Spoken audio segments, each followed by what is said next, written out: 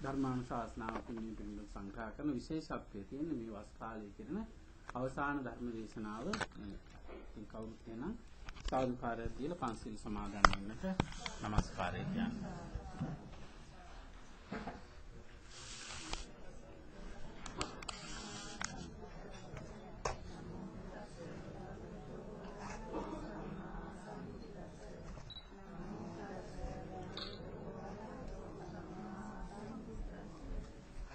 බුද්ධං සරණං ගච්ඡාමි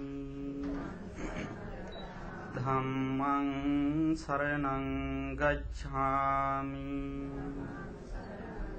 සංඝං සරණං ගච්ඡාමි ဒုတိယံ පි බුද්ධං සරණං ගච්ඡාමි द्वितीयम्पि धम्मं शरणं गच्छामि द्वितीयम्पि संघं शरणं गच्छामि तृतीयम्पि बुद्धं शरणं गच्छामि तृतीयम्पि धम्मं शरणं गच्छामि तृतीयम्पि संघं शरणं गच्छामि पानातिपाता वेरमणि सिक्खापदं समादियामि අදින්නාදානා වේරමණී සික්ඛාපදං සමාදියාමි කාමේසු මිච්ඡාචාරා වේරමණී සික්ඛාපදං සමාදියාමි මුසාවාදා වේරමණී සික්ඛාපදං සමාදියාමි සුරාමේරය මජ්ජපමා දට්ඨානා වේරමණී සික්ඛාපදං සමාදියාමි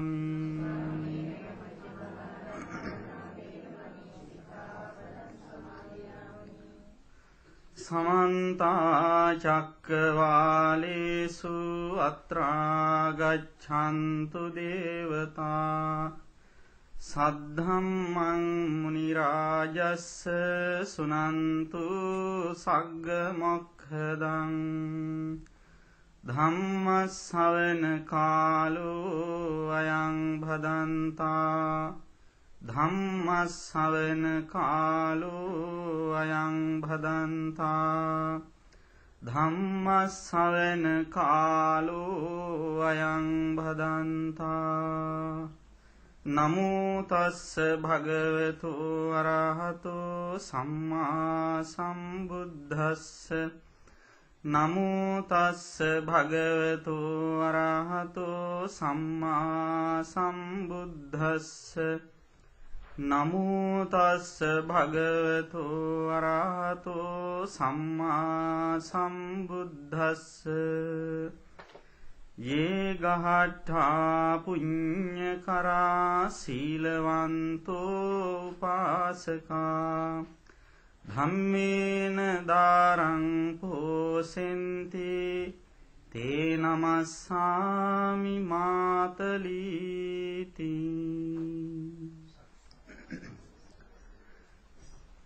ශ්‍රද්ධාවන්ත පින්වත්නි දැන් මේ හැම දිනම සූදානම් වෙන්නේ ධර්ම ශ්‍රවණය කරන්න. වොෂින්ටන් බෞද්ධ විහාරයේ වාර්ෂිකව සිද්ධ කරන කටින මහා පුණ්‍ය උත්සවයට පූර්වගාමීව සිදු කරන ධර්මදේශනා මාලාවේ මේ වසරට නියමිත අවසාන ධර්මදේශනාව විදිහටයි මේ ධර්ම දේශනාව පැවැත්වෙන්නේ. අද ධර්ම දේශනාව සඳහා මම මේ පින්නතුන්ට කියලා දෙන්න බලාපොරොත්තු වෙන්නේ අපි හැමෝම දන්න පිරිසක් පිළිබඳව දන්නා කාරණා සහ නොදන්නා කාරණා ටිකක්. කවුද මේ දන්න පිරිස? දෙවියෝ. කියන්න බලන්න දෙවියෝ කියලා જાතියක් ඉන්නවද?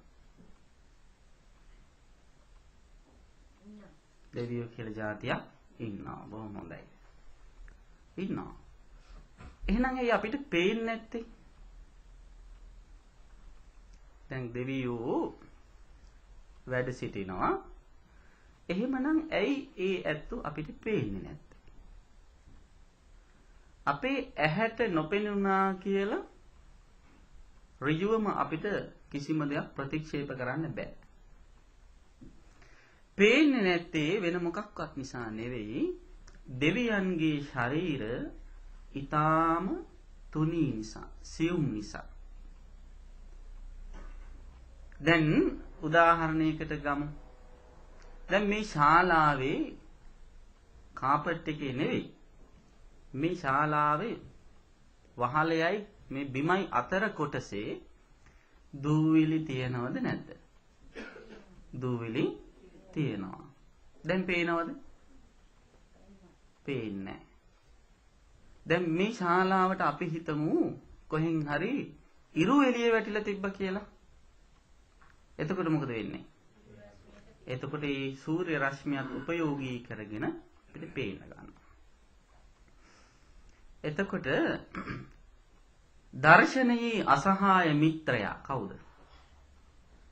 දර්ශනයේ අසහාය මිත්‍රයා එළිය, ආලෝකය. දර්ශනයේ අසහාය මිත්‍රය ආලෝකය. ආලෝකය නිසානේ අපිට පේන්නේ නේද? කරුවලේ යනකොට අපි ටෝච් එකක් අරගෙන යන්නේ, පන්දමක් අරගෙන යන්නේ, ඉටි පන්දමක් හරි පත්තු කරගන්නේ. ආලෝකය අවශ්‍යයි දර්ශනය වෙන්න. එතකොට අන්නේ ඒ දර්ශන, ඒ ආලෝකයේ තීව්‍ර කරන්න අර සියුම් දේවල් පවා අපිට දැක ගන්න පුළුවන්කම ලැබෙනවා.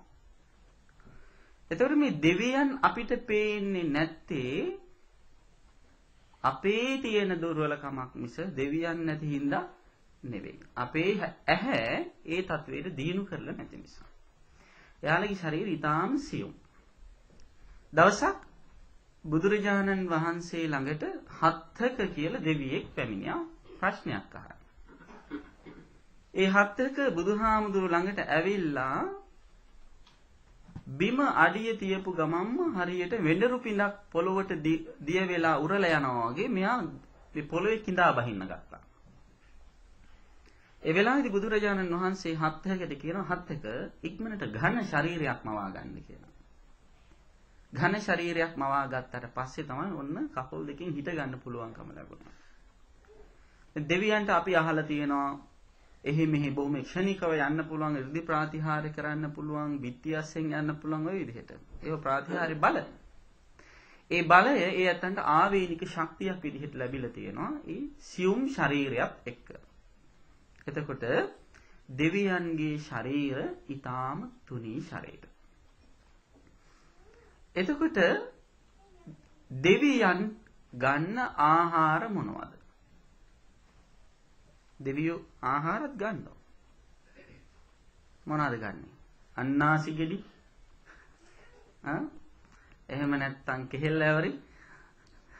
අයියෝ ඉතින් කතරගම යනකොට අරගෙන යන්නේ නේද? අන්නාසි ගෙඩි ගෙනියනවා.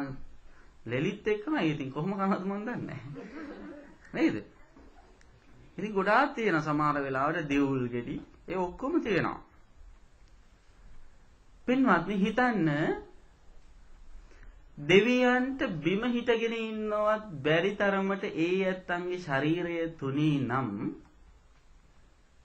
කෙහෙල් ගෙඩියක් ආව තුගුරෙන් පල්ලෙහාට යයිද? කටේ දානකොට කෙහෙල් ගෙඩිය බිම.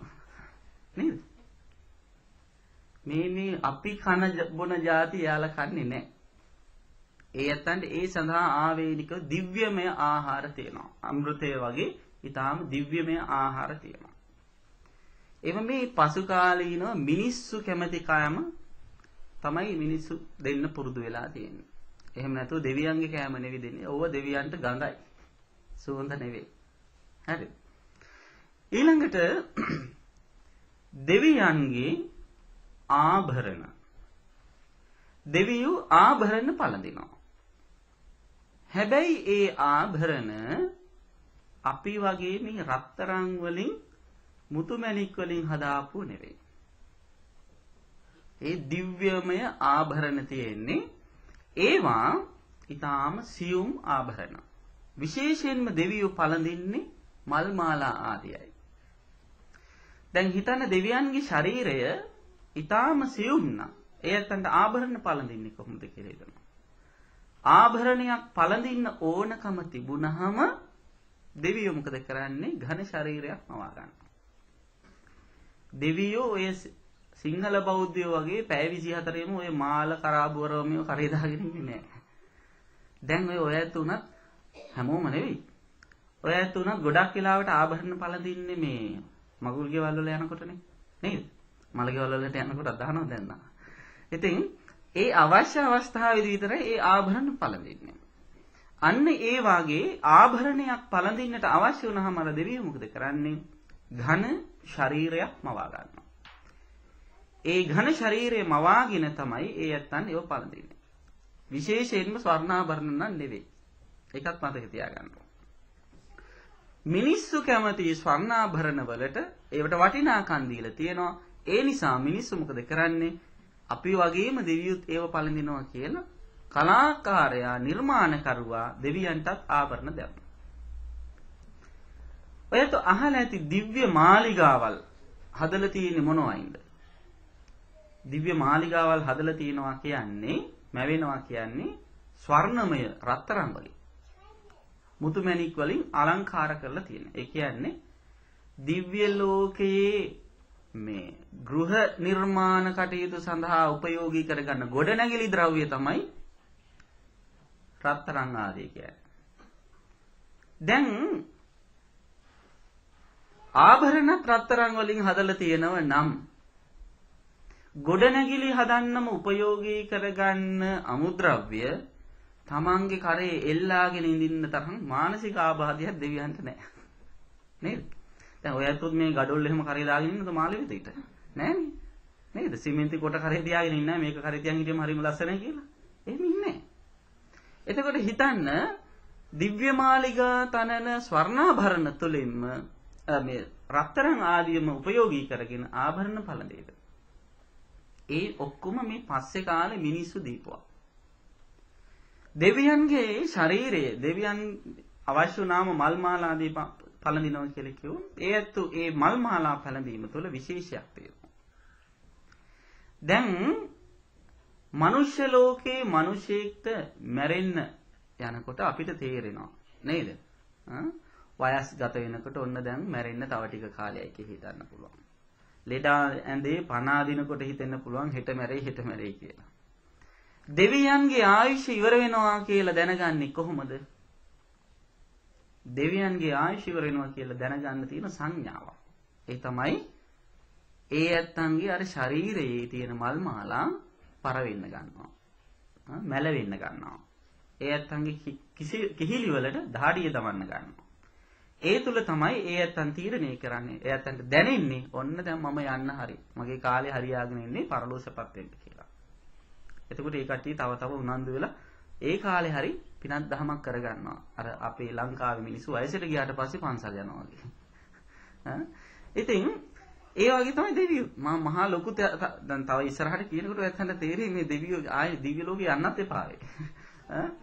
දෙවියෝ කියලා කියන්නේ මේ හිතාගෙන ඉන්න මහා ලොකු දෙයක් නෙවෙයි. දෙවියෝ කියලා කියන්නේ සාමාන්‍ය සත්ව කොට්ඨාශය. පින්වත්නි දෙවියන් එක සැරේට පහළ වෙනවා. ඒ ඇත්තන් ඒ නිසා ඒ පහළ වෙන අය තියෙනවා ඕපපාතික කියන නම. ඕපපාතිකව කියලා කියන්නේ Taman විසින්ම පහළ වෙන අය. ඊළඟට කියන්න බලන්න දෙවියන්ට දරුවෝ ඉන්නවද? දෙවියන්ට දරුවෝ ඉන්නවා. දරුවෝ ඉන්නවා. ඒ කොහොමද? දරුවෝ ඉන්නවා, ස්වාමි පුරුෂයෝ ඉන්නවා, ස්වාමි දියණිවරු ඉන්නවා. ඒ කොහොමද වෙන්නේ? ඒකත් ඒ පහළ වෙන ස්වરૂපය අනුවයි. ඒ විමානවත්හු කියලා පොතක් තියෙනවා. ග්‍රන්ථයක් තියෙනවා මේ දෙවියන් සම්බන්ධව කතා විස්තර කරලා තියෙනවා. ඒ පොත්වල සඳහන් වෙනවා. දැන් කවුරු හරි කෙනෙක් අපි හිතමු මිනිසෙක් හරි කවුරු හරි සත්වයක් හොඳට පින් කරලා දිව්‍ය ලෝකෙ පහළ වෙනවා. එහෙම පහළ වෙනකොට ඒ ඇත්තන්ට පහළ වෙලා එහි වාසය කරන්නට අවශ්‍ය නිවාසයත් එක්කමයි පහළ වෙන්නේ. ඒ කියන්නේ මෝගේජ් ගෙව ඉන්න දෙයක් නැහැ. මොකද ඒකත් අරගේ වරප්‍රසාදයක් විදිහටම ලැබෙනවා. ඉතින් එහෙම පහළ වුණාම සමහර ඔය පහළ වෙච්ච මාලිගාවේ සමහර කාමරවල ඇඳන් තියෙනවා. ඔය ඇඳන් උඩ සමහර දෙවියෝ පහළ වෙනවා. අන්නේ ඇඳ උඩ පහළ වෙන දෙවියෝ තමයි අර මාලිගාවයිදී දෙවියාගේ දුව හෝ පුතා හෝ බවට පත් වෙන්නේ.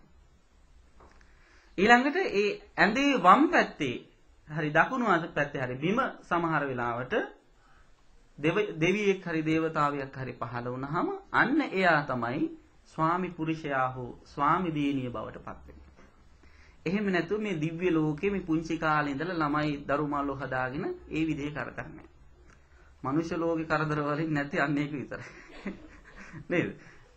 එතකොට පොඩි කාලේ ඉඳලා මේ ළමයි එක්ක ඔට්ටු වෙන දෙයක් ඒ දෙවියන්ට නෑ. ඒ කට්ටිය අර විදිහට තමයි දරු මුණුබුරන්ගේ සම්බන්ධතාවය ඇති කරගන්නේ. දෙවියන්ට දරුවෝ සිටිනවා. ඊළඟට පින්වත්නි දෙවියෝ ඉන්නවා වර්ග කිහිපයක්. සමහර දෙවියන්ට කියනවා කිඩ්ඩා පදෝසිකා දේවා කියලා. දෙවියෝ අර මං කලින් කිව්වනේ චුත වෙලා යනවා කියලා. දෙවියන්ට පින්වත්නි ඊටාම සියුම් ආහාර අනුභව කරන නිසා හැමතිස්සෙම කන්ට ඕන. හැමතිස්සෙම ආහාර අනුභව කරන්න ඕන. සමහර දෙවියෝ ඉන්නවා ක්‍රීඩාවටම ලැබී අය. ඒ ක්‍රීඩාවට ලැබීකම නිසාම සමහර දෙවියන්ට සෙල්ලමට ගියාට පස්සේ කන්නත් එපා ඕන නැහැ. සමහර පොඩි ළමයි ඉන්නේ අම්මලා කියන්නේ මෙයාට සෙල්ලමක් තියෙනවා නම් කන්නත් ඕන නැහැ කියලා. ඉතින් සමහර අය ක්‍රීඩාවන් වලට ගියාම ඒ ඇතන්ට කෑම ඕන එපා වෙනවා. කෑම අමතක වෙනවා. කෑම අමතක වීම නිසා නොකෑඳීම තුල අර ඇත්තු චුත වෙලා යනවා. කිඩ්ඩා පදෝසිකා කියලා කියන්නේ. අන්න එහෙම දෙවියෝ කොටාසයක් සිටිනවා. ඒ කියන්නේ දෙවියන්ට උපවාස කරන්න බෑ. මොකද උපවාස කරන හැමෝම ওই මැරෙන්න දේ උපවාස කරන්නේ. නේද? දන්නවා කවුරු හරි කෙනෙක් මගදී ඇවිල්ලා බේර ගන්නවා කියලා. ඒ නිසා උපවාස කරන අතරේ හිතනවා දැන් කවුද ඇවිල්ලා මේක මට වතුර වීදුරුවක් දෙන්නේ කියලා විදිහට හිත තමයි උපවාස කරන්නේ. ඉතින් දෙවියන්ට වැඩි කල උපවාස කරන්න බෑ. ඉක්මනටම ආහාර වර්ජිත වෙන්න නිසා ශරීරය පිරිහිලා මැරෙලා යනවා. ඊළඟට මනෝපදෝසිකා දේවා. මනෝපදෝසිකා කියලා කියන්නේ මනස විකෘති වීම නිසා. මානසික බලය දරා ගන්න බැරි වීම නිසා, ක්ෂණික ආවේග නිසා සමහර දෙවියන්ට චුත වෙන්න සිද්ධ වෙනවා. ක්ෂණික කෝපයක් ආවහම සමහර වෙලාවට ඒ කෝපයේ කේන්තිය දරා ගන්න බැරි වුණාම ඒ දෙවියෝ එතනින්ම චුත වෙලා යනවා. දෙවියෝ ඕනේ නැහැ මිනිස්සුත් ඉන්නේ නේද? කේන්තිය ඇදුනහම heart attack ඇවිල්ලා ඉස්සෙල්ලාම චුත වෙන්නේ. එහෙමයි සිටිනවා. එතකොට දෙවියන්ටත් ඒ වාගේ මනස විකෘති වීම නිසා චුත වෙන්න සිද්ධ වෙනවා. ඒකට කියන්නේ මනෝපදෝසිකා දේවා. ඊළඟට තව දේව කොට්ටාශයක් සිටිනවා මනාප කායිකා දේවා කියලා. මනාප කායිකා දේවා කියලා කියන්නේ තමන් කැමති තමන් මනාප රූපයක් මවාගෙන ජීවත් වෙන්න පුළුවන්කම මේ දෙවියන්ට තියෙනවා. හැම දෙවියන්ටම නෙවෙයි. එක දෙවියන්ට ඒ මනාප කායික දෙවියන්ට තියෙන හැකියාව තමයි තමන් ළඟට තමන්ට ප්‍රියමනාප රූපයක් මවා ගන්න පුළුවන් හැකියාව. ඔන්න රූපයක් මවාගෙන දිව්‍ය ලෝකේ කණ්ණාඩි තියෙනවා නම් කණ්ණාඩිය ළඟට ගිහිල්ලා බලනවා මේක මට ගැලපෙනවද කියලා. ගැලපෙන්නේ නැත්නම් ඒ වෙලෙම වෙන රූපයකට මාරු වෙන්න පුළුවන්. සමහර වෙලාවට ඒකේ පොඩි හැකියාව මිනිසුන්ටත් තියෙනවා. නේද? ෆේෂල් කරලා මොනවා හරි කරලා ඉවරලා රූප වෙනස් කර ගන්න හදන්නේ සමහර වෙලාවට ඒ හැකියාව නිසා වෙන්න පුළුවන්. කොහොම හරි මනාප කායිකා කියලා කියන්නේ ප්‍රියමනාප කයවල් ශරීර ඇති කර ගන්න පුළුවන්කම. ඊළඟට තව දේව කොට්ටාශයක් සිටිනවා ඒ ඇත්තන්ට කියනවා නිම්මාන රතී දේවා කියලා. නිම්මාන රතී කියලා කියන්නේ එක එක්කිනාගේ නිර්මාණවලට එහෙම නැත්නම් තමන්ගේම නිර්මාණවලට අලුත් දේවල් වලට කැමති අය. ඒ කට්ටිය ටිකක් කලාකාමී කට්ටිය. දැන් කලාකාමී අය අලුත් දේවල් කරන්න කැමතිනේ. පරිේෂණ කරනවනේ. අන්න ඒ වගේ මේ නිර්මාණකාමී දෙවියෝ අලුත් දේවල් නිර්මාණය කරන්නට කැමති පිරිසකුත් දිව්‍ය ලෝකෙ සිටිනවා. ඊළඟට තව දේව කොට්ඨාසයක් සිටිනවා. ඒ කට්ටියට කියනවා පරනිම්මිත වසවත්තී කියලා. පරනිම්මිත වසවත්තී දිව්‍ය ලෝකය කියලා කියන්නේ දිව්‍ය ලෝකයේ තියෙන භයානකම දිව්‍ය ලෝකේ දෙවියෝ ඉන්න කොට්ඨාසය. හොඳ අයත් ඉන්නවා නරක අයත් ඉන්නවා. පින්වත්නි දිව්‍ය ලෝකයේ තියෙන පාතාල ලෝකයක්. මනුෂ්‍ය ලෝකේ වගේම දිව්‍ය ලෝකයේ තියෙන පාතාල ලෝකයක්. ඒ පාතාල ලෝකයේ නායකයා තමයි පරනිම්මිත වසවත්තී කියන මාර දිව්‍ය පුත්‍රයා. අහලා තියෙනවනේ බුදුරජාණන් වහන්සේට කරදර කරන්නවත් මේ පින් කරලා උපදින අය. නමුත් පවිතු සිටිවිලි නිසා දෘෂ්ටිය වැරදි නිසා නරක විදිහට ක්‍රියාත්මක කරනවා. ඔය පරනිම්මිත වසවත්තී කියලා කියන්නේ මොකක්ද? තමන්ගේ තියෙන පාතාල බලය දාමරිකකම උපයෝගී කරගෙන අන් අය විසින් නිර්මාණය කරන ලද මාලිගාවල බලහත්කාරයෙන් වාසය කරන අය තමයි පරනිම්මිත වසවත්තී කියන්නේ. දැන් එහෙම මිනිස්සුත් ඉන්නවනේ නේද? බොහොම අමාරුවෙන් කවුරු හරි කෙනෙක් ගයක් හදාගත්තට පස්සේ ඕකට නඩු කියලා එහෙම නැත්නම් කාලය පදිංචි වෙලා ඉඳලා පදිංචිය ඔප්පු කරලා ඉවර වෙලා අර මුල් පදිංචිකාරය එලවලා දාලා ඉවර වෙලා අයිතිකාසිකම් කරන කියන මිනිස්සුත් ඉන්නවා. දිව්‍ය ලෝකෙත් ඒ වගේ දෙවියෝ ඉන්නවා. දැන් බලන්න දෙවියන්ගේ හැටි නේද? ඉතින් ඒ වාගේ වැඩ කරන දිව්‍ය ලෝකයේ අර පාතාල කල්ලි නායකයාට තමයි කියන්නේ පරනිම්මිත වසවත්තී මාර දිව්‍ය පුත්‍රයා කියලා. එයා මාරේ වසවත්තී මාරේ කියන්නේ එයා දිව්‍ය පුත්‍රයෙක් කියලා. දෙවියෙක්. හැබැයි හැමතිස්සෙම නරක දෙයමයි එයා සිද්ධ කරන්නේ. ඒ විතරක් නෙවෙයි. දිව්‍ය ලෝකයේ තියෙනවා පින්වත්නි සංගීත කණ්ඩායමකුත්. ඒ කට්ටියට කියනවා ගන්ධබ්බ දේව කියලා. ගාන්ධර්වයෝ කියලා කියන්නේ දිව්‍ය ලෝකේ මියුසිකල් ගෲප් එකේ කට්ටියට. ඒ ගාන්ධර්වයන්ගේ නායකයෙක් සිටිනවා. ඒ ගාන්ධර්වයන්ගේ බොහොම දක්ෂ වයලින් ශිල්පියෙක් ඉන්නවා. එයාට තමයි පංචසික කියලා කියන්නේ. අහලා තියෙනවනේ පංචසික කියලා. පන්සිලු කියලා කියන්නේ සිංහලෙන්. එතකොට ඒ ඇත්තෝ කරන්නේ මොකද්ද? අර දෙවියන්ගේ අවශ්‍යතා ඕනෑ එපාකම් අනුව ඒ තැන්වල ගිහිල්ලා ඒ ඇත්තන්ව සතුටු කරනවා. දැන් සංගීත කණ්ඩායම මෙහෙම එන්නේ ලංකාවේ ඉඳලා මෙහෙට ඇවිල්ලා මෙහි ඉන්න මිනිස්සු සතුටු කරලා යන අය ඉන්නේ. අන්න ඒ වාගේ දිව්‍ය ලෝකේ සංගීත කණ්ඩායමක් තියෙනවා. ඒකේ අය තමයි ඔය ගාන්ධර්ව දේව කියලා කියන්නේ. ඊළඟට පින්වත්නි දෙවියන් අතරේ ඉන්නවා ආකාශට්ඨ දෙවියෝ භූම්‍යස්ත දෙවියෝ කියලා කොටසක්. දැන් අපි දෙවියන්ට පින් අනුමෝදන් කරනකොට කියනවානේ මොකද්ද? ආකාශට්ඨාජ බුම්මට්ටා කියලා. නේද? ආකාශට්ඨ කියලා කියන්නේ අහස් සාමාන්‍ය වචනේ කියනවා නම් අහසෙහි වසන දෙවියෝ. ඒ කියන්නේ මේ පෘථිවියට පරිබාහිරව තිබෙන වෙනත් ග්‍රහ වස්තුන්හි ජීවත් වෙන දෙවියෝ ඉන්නවා. දැන් ඔය යාමය, තුසිතය, නිම්මාන ඔය විදිහට දිව්‍ය ලෝක 6ක් තියෙනවා. අන්න ඒ දිව්‍ය ලෝක 6හි වාසය කරන දෙවියන්ට කියන්නේ ආකාශට්ඨ දෙවියෝ කියලා. තව දේව කොට්ඨාසයක් සිටිනවා. ඒ කටියට කියනවා භූම්‍යස්ත. භූම්‍යස්ත කියන්නේ බිම උපයෝගී කරගෙන ජීවත් වෙනවා. ඒ දෙවියෝ තමයි ඔය ගස් ගල් පර්වත ඇසුරු කරගෙන ඉන්නේ. පන්සල් විහෙර විහාරාරාම ඇසුරු කරගෙන ඉන්නේ. ඊළඟට ඔය චෛත්‍ය වලට අධිග්‍රහිත වෙලා සිටින්නේ. ඊළඟට හොඳට පින්දහම් කරන හොඳ බෞද්ධයෝ ඉන්න ගෙවල් වලට අධිග්‍රහිත වෙලා ඉන්නේ. අන්න ඒ වගේ භූමාඩු දෙවියෝ. ඒ කටියට කියන්නේ භූම්‍යස්ත දෙවියෝ කියලා. ඊළඟට ඒ ආකාසට්ට දෙවියන් භූම්‍යස්ත දෙවියන්ට වැඩිය පින් කරපු අය. ඔය දෙවියන්ගේ තිබෙනවා උස් පහත්කම. බුදුරජාණන් වහන්සේ ඒකයි දේශනා කළේ දෙවියන් වෙලා උපදින්නේ දෙවියන්ටත් පින් උපකාර වෙනවා. දේව භූතස්සපි උපකාරානි පුඤ්ඤානි.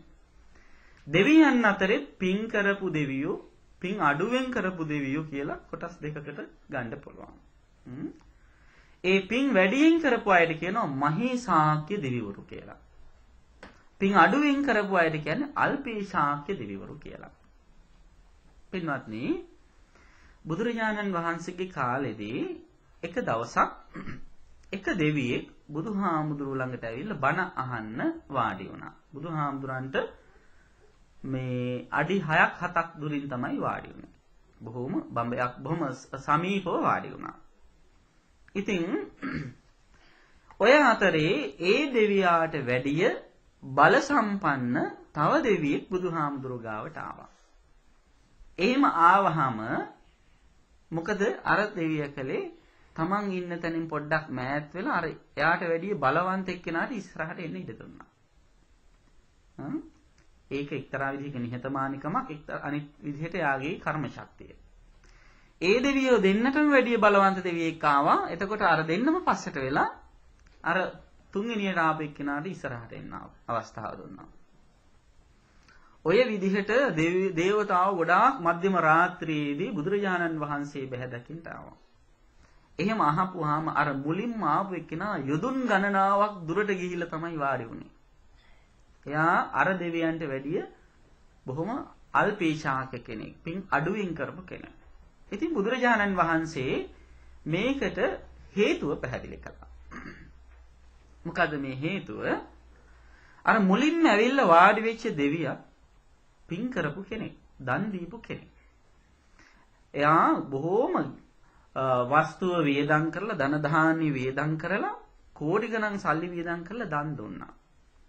හැබැයි දන් දීලා තියෙන්නේ මිත්‍යා දෘෂ්ටිකයන්ට. ඒක පිළි අරගෙන තියෙන්නේ අර දානීය මහත්ඵල මහානිසංස කරන්න පුළුවන් ශක්තියේ තියෙන ගුණවතුන්ට නෙවෙයි. මිත්‍යා දෘෂ්ටිකයන්ට. ඒ නිසා ඒ ඇත්තා දිව්‍ය ලෝකේ ඉපදුනත් අර මහේශාක්‍ය තත්ත්වෙට වෙන්න බැරි වුණා. අර අන්තිමටම ආපු දේවතාවා එක දානයයි දීලා තියෙනවා. ඒ දාණය මොකද්ද? එක දුප්පත් පවුලක මෙයා දුප්පතෙක් කියලා ඉපදිලා ඉඳිද්දි ගෙදරක හිඟා කන්න ගිහිල්ලා තියෙනවා. ඒ හිඟා කන්න ගිහිපු වෙලාවේදී එතෙන්ටම වැල්ලා තියෙන මුගලන් මහරහතන් වහන්සේ. ඉතින් අර ගෙදර මිනිස්සයා හිඟන්නා ඉස්සෙල්ලා ගිහිපු එක්කෙනාට කෑම ටිකක් බෙදාගෙන ආව දෙන්න. ඒ දෙන්න අරගෙන එනකොට තමයි මුගලන් හාමුදුරුවෝ ඉන්නව දැක්කේ. එතකොට අර හිඟන්නා කියනවා මට හදිසියක් නෑ කරුණා කළා ඔක අර ස්වාමින් වහන්සේට පූජා කරවන්න. තමන් උදෙසා ගෙනාපු අනුත් අය ගෙනාපු දාණය තමන් පිළිගන්නේ නැතුව අර වගේ ಗುಣ සම්පන්න උත්තරීතර පුද්ගලයෙකුට පිළිගන්නපු යොමු කිරීමේ පින නිසා තමයි අර මහේශාක්‍ය තත්වයටපත් උනේ. එතකොට දාණය පිළිගන්නා අය හොඳ වෙන තරමට ලැබෙන ආනිසංසත් හොඳ වෙනවා.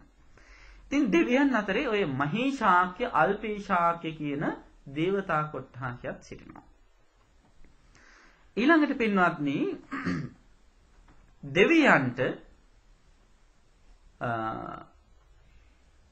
දෙවියන්ගේ රජුරු කෙනෙක් ඉන්නවා. කවුද දෙවියන්ගේ රජුරු? ඒ රජුරවන්ට කියනවා ශක්‍ර දේවේන්ද්‍රයා කියලා. ශක්‍රයා කියලා. ඒ ශක්‍ර දේවේන්ද්‍රයාට ඉන්නවා ඩ්‍රයිවර් කෙනෙක්. ඒ කියන්නේ දිව්‍ය ලෝකේ රථය එලවන්න ඉන්න ඩ්‍රයිවර්. දැන් සමහරු කියනවා මේ ඇමරිකාවත් දිව්‍ය ලෝකේ වගේ කියලා. හැබැයි ඩ්‍රයිවර් කෙනෙක් තියාගන්න ගියොත් නම් දිව්‍ය ලෝකේ පාවෙනවා. නේද? නමුත් ශක්‍ර දේවේන්ද්‍රයාගේ රියදුරා තමයි. එයාගේ නම තමයි මාතලී කියලා කියන්නේ. හරි. ඉතින් ඔන්න එක දවසක් මේ මාතලී කියන රියදුරා දෙවියා දකිනවා තමන්ගේ ලොකු මහත්තයා, තමන්ගේ නායකයා මේ මනුෂ්‍ය ලෝකේ දිහාට හැරිලා පසඟ පිහිටුවාගෙන වැඳගෙන ඉන්නවා. කොහොමද පසඟ පිහිටවනවා කියලා වඳින්නේ? පසඟ පිහිටවල වඳිනකොට වඳින්නේ කොහොමද? ඔව්. පසඟ පිහිටවන වඳිනකොට දෙදාන දෙවැල මිට සහ නලල කියන ස්ථාන පහ පොළොවේ ස්පර්ශ වෙනවා. ඒක තමයි ගෞරවනීය නමස්කාරය. සමහරු පුංචි ගාලේ නම් පෙරලි වඳිනවා. නේද? ඊට පස්සේ ටිකක් ලොකු වෙනකොට පසඟ පිහිටවල වඳිනවා. ඊට පස්සේ තව ටිකක් ලොකු වෙනකොට කොන්ද නවා ගන්නවත් බෑ. බොහොම අමුතු තාලෙ වැඳින් තියෙන මම දැක්කා තියෙනවා මෙහිදී වඳින එක අය එක විදිහට අසනීපකම් ලෙඩ තියෙනවා නම් කමක් නැහැ. නමුත් සමහර අය එහෙම නැතුව අමුතු විදිහට වඳිනවා. ඉතින් කොහොම හරි මේ ශක්‍ර දේවේන්ද්‍රයා ඊටාම ගෞරවයෙන් මනුෂ්‍ය ලෝකෙ දිහාට වැඳගෙන ඉන්නවා දැක්කා. ඒ දැකලා මාතලි ඇවිල්ලා අහනවා මේ ශක්‍රයෙන් ඔබතුමා මේ දිව්‍ය ලෝක දෙකටම අධිපතිද? කාටද මේ විදිහට වඳින්නේ? අන්න ඒ අහපු වෙලාවේදී ශක්‍රයා ගාථාවක් කියනවා. මොකද්ද? යේ ගහට්ඨා පුඤ්ඤ කරා සීලවන්තෝ උපාසකා ධම්මේන දාරං පෝසෙන්ති තේ නමස්සාමි මාතලි මේ මනුෂ්‍ය ලෝකේ ඉන්නවා ගහට්ටයෝ කියලා જાතිය. කාටද ගහට්ටයෝ කියන්නේ? ගහට්ටයෝ කියන්නේ ගිහි ඔය ඇත්තන්ට. මොන වගේ ගහට්ටයෝද? නිකම්ම ගහට්ටයෝ නෙවෙයි. පුඤ්ඤ කරා හොඳට පින් කරන ගිහියෝ ඉන්නවා. සීලවන්තෝ හරිම සිල්වන්තයි. කායික වාචික සංවරය සංයමයේ තියෙන ගිහියෝ. උපාසකා තුනුරුවන් බොහෝම ගෞරවයෙන් ආශ්‍රය කරන. බුදුරජාණන් වහන්සේට බොහෝම ගෞරව කරන. ධර්මයේ තමන්ගේ ජීවිතේ ශක්ති ප්‍රමාණයෙන් පුරුදු කරන. ස්වාමින් වහන්සේලාට දරුවන්ට වගේ බොහොම ආදරයෙන් සෙනෙහසින් සලකන ශ්‍රද්ධා සම්පන්න අය සිටිනවා. උපාසක කියලා කියන්නේ ඒකයි. උපාසක කියන වචනය පින්වත්නි අපේ ධර්මයේහි ලබාගත හැකි ඉහළම ගෞරවනීය වචනය. සමහරු කැමති නැහැ. සමහරු හිතාගෙන ඉන්නේ උපාසක කියන වචනේ නරක වචනයක් කියලා. ඇයි? දැන් ගොඩාක් නරක දේවල් කරන ඒවට යොදන්නේ ඒ වචන නිසා. මහ ලොකු උපාසක අම්මා එහෙමනේ කියන්නේ නේද? එහෙම හිතපු ගමන්ම හිතන්නේ උපාසක අම්මා කියන්නේ වැරදි එකක් කියලා. මට මතකයි එක දවසක් මහරගම ධර්මායතනින් ඉඳිද්දී වයසක අම්මා කෙනෙකුට මම උපාසක අම්මා කියලා කතා කරා. මේ මිනිස්සු එක සැරේටම කියනවා ස්වාමීන් වහන්සේ මට ඔහොම කතා කරන්න එන්න එපා කියලා කිව්වා. මම කොහොමද කතා කරන්නේ කියලා. මට ඕන නම් මැඩම් කියලා කියන්න කියලා කිව්වා. එහෙම හිටින්නවා. ඒක දන්නේ නැතිකම. ඉතින් බුදුරජාණන් වහන්සේ ළඟට ඇවිල්ලා රාජ මහා මාත්‍යාදීන් පවා ඇවිල්ලා ඉල්ලුවා ආයාචනා කළා. උපාසකං මං භවං ගෝතමෝ ධාරේතු අජ්ජතග්ගේ පානුපේතං සරණං ගතං. අනේ භාග්‍යවත් බුදු පියාණන් වහන්සේ අද ඉඳලා දිවි හිමියෙන් තෙරුවන් සරණ ගිය උපාසකෙක් හැටියට උපාසිකාවක හැටියට මාව සලකන්න කියලා. ඒක ගෞරවනීය වචනයක්. හැමෝටම උපාසකම්ම කෙනෙක් වෙන්න බෑ. හැමෝටම උපාසක මහත්තයෙක් වෙන්න බෑ. ඒ තුනුරුවන් සරණ පරායනය කරන ගෞරවනීය තත්වයේ කෙනෙකුට විතරයි ඒ ගෞරවනීය නාමය සුදුසු. ඉතින් ඒ බඳු උපාසකවරු මේ මනුෂ්‍ය ලෝකේ ගිහියෝ අතර ඉන්නවා. උපාසකා. ධම්මේන දාරං පෝසෙන්ති. ඒ ඇත්තෝ අඹදරුවන් පෝෂණය කරන්නේ බොහෝම හොඳින්. ධර්මානුකූලව. අන්නේ බඳු අයට තමයි මම මේ වඳින්නේ. තේ නමස්සාමි මාතලේ මම මේ වඳින්නේ අන්න එහෙම අයට කියලා කිව්වා. බලන්න ඉතින් දෙවියෝ පස්සේ වැඳ යනවට වැඩිය දෙවියන්ගේ ලොක්කගෙන්ම වැඳුම් ගන්න පුළුවන් වෙන විදිහට අපි අපේ පැවැත්ම හදා ගන්න ඕන. ඒකයි අවශ්‍ය කරන්නේ. දෙවියෝ බලාපොරොත්තු වෙන්නේ නැහැ ඔයත් දෙවියන්ට වැඳ ඉන්නවට. දෙවියෝ බලාපොරොත්තු වෙන්නේ කුමක්ද? දෙවියන් හා සාපේක්ෂව දෙවියන් ළඟ තියෙන ගුණාංග ඔයත් ළඟත් ඇති කර ගන්නවා දකින්නයි. ඒත් කැමතියි. අන්න ඒ විදිහට ජීවත් වෙනවා නම් එතකොට මොකද කරන්නේ? දෙවියෝ තමන් වගේ ජීවත් වෙන මිනිස්සු ඉන්න තැන්වලට එනවා. එහෙම ගෙවල් වලට තමයි දෙවියන්ගේ ආශිර්වාදය ලැබෙන්නේ. දෙවියෝ එනකොට ඒ දෙවියන්ගේ පැමිණීම නිසා අමනුෂ්‍ය බලවේග තියෙනවා නම් දුර්වලකම් තියෙනවා නම් ඒව පවා මගහැරලා යනවා. සමහර ගෙවල් වලට දෙවියෝ එන්නේ නැහැ. ඇයි? ඒවා ඉන්නේ මල පෙරේතයෝ. ඉතින් මල පෙරේතයෝ ඉන්න තැන් වලට දෙවියෝ ගිහිල්ලා නිකන් කිලිටි වෙන්න කැමති නැහැ. එහෙම අය සිටිනවා අපේ සමාජයේ. පින්වත්නි, බුදුරජාණන් වහන්සේ ලස්සනට මේ කාරණාව ගැන පැහැදිලි කරනවා. මේ අඹුසැමි සම්බන්ධතාව ගැන බුදුරජාණන් වහන්සේ ඉතාම හොඳ ලස්සන විවරණයක් කරනවා. ඔන්න මම ඒකත් කියන්නම් මේ දෙවියන්ගේ කාරණාවම අලලලා. අපි ධර්ම සාහිත්‍යයේ ජීවත් වෙච්ච ශ්‍රේෂ්ඨම අඹුසැමි යුවල තමයි නකුල මාතා නකුල පිතා කියලා කියන්නේ. නකුල කියන තරුණ ළමයාගේ අම්මයි තාත්තයි. මේ දෙන්නාම විවාහ වෙලා තියෙන අවුරුදු 20 දී. දෙන්නාටම අවුරුදු 80 වෙච්ච තැන. ඒ කියන්නේ විවාහයෙන් 60 වෙනි සංවත්සරය සමරන වෙලාවේදී. මේ දෙන්නම බුදුහාමුදුරු හොයාගෙන ගියා. එහෙම සොයාගෙන ගිහිල්ලා බුදුරජාණන් වහන්සේට කියනවා භාග්‍යවත් බුදු පියාණන් වහන්සේ අපි දෙන්න විවාහ වුණේ අවුරුදු 20 දී. දැන් අපි විවාහ වෙලා අවුරුදු 60ක් වෙනවා. විශ්වාස කරන්න බුදුහාමුදුරුවනේ විවාහ වෙච්ච දවසේ ඉඳලා අද වෙනකන් අපි දෙන්න අදුම්ම තරමේ ඔරවලවත් බලලා නැහැ කියලා කිව්වා. අද කියන්න පුළුවන් අද කාලේ. අද කාලේ විවාහ වෙලා අරගෙන යන ගමන් රණ්ඩු වෙනවා මගදී. නේද? ආයි දවස් ගණන් ඉන්න ඕනේ නැහැ. මගදීම රණ්ඩු වෙලා ඉවරයි. ඉතින් මේ දෙන්න මෙහෙම කියනවා බුදුහාමුදුරනේ අපි දෙන්න මේ ආත්මෙ විතරක් නෙවෙයි ලබන ආත්මෙත් එකට උපදින්න කැමතියි කියලා. එහෙම කියයිද අද කාලේ? අද කාලේ නෝනල උදේ හවස බුදුන් වහන්සේ ප්‍රාර්ථනා කරන්නේ ආයි සංසාරෙට මේ වගේ මිදිහෙත්තන් ලැබෙන්න නේද? ඉතින් මේ දෙන්නගේ බලන්න කොච්චර උතුම් ප්‍රාර්ථනාවක්ද මේක. ඉතින් බුදුහාමුදුරුවෝ කියන්නේ මොනවද මේ සංසාරේ දිග්ගස්සන කතාව හොව කරන්න එපා ඉක්මනට නිවන් දකින්න. එහෙම කියන්නේ කියලා. බුදුරජාණන් වහන්සේ ප්‍රකාශ කරනවා ඔය දෙන්න ලබනාත්මෙත් එකට උපදින්න කැමති නම් ඔය දෙදෙනා ළඟම තිබිය යුතු උදාර ගති ලක්ෂණ ගුණාංග කීපයක් තියෙනවා. සමානව පවත්වගෙන යන්න. අන්න ඒව හොඳට පවත්වගෙන යන්න. ඔය දෙන්නා මේ ආත්මේ හොඳට ජීවත් වුණේ අදහස් ගැලපෙච්ච නිසායි. අදහස් ගැලපුණේ නැත්තම් පෞල් ජීවිතය එතනින්ම විනාශ වෙලා යනවා. මත ඝට්ටන ඇති වෙනවා කියලා කියන්නේ අර්බුද නිර්මාණය වෙනවා කියලා කියන්නේ සමගිය සමාදානිය නැති වෙනවා කියන එකයි.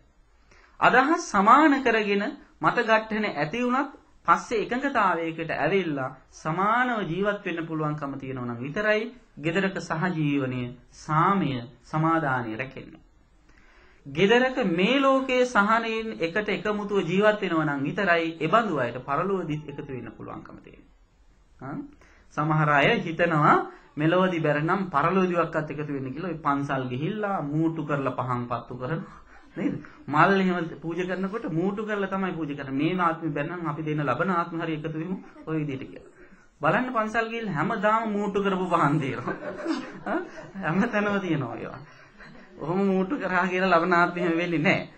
ඒ සඳහා අවශ්‍ය කරන්නේ තමන්ගේ චර්යාව හොඳින් හදාගන්න එකයි. බුදුරජාණන් වහන්සේ දේශනා කරනවා පින්වත්නි ලබන ආත්මෙත් එකට උපදින්න නම් අවශ්‍ය කරන්නේ කුමක්ද කියලා. බුදුහාමුදුරු දේශනා කරනවා අඹුසැමි යුවලක් තුල තියෙන්න ඕන කාරණා කීපයක්. ඒවට කියනවා සමසද්ධා, සමසීලා, සමචාගා, සමපඤ්ඤා කියලා. සමසද්ධා කියලා කියන්නේ දෙදෙනා තුලම සමාන ශ්‍රද්ධාවක් තියෙන්න ඕන.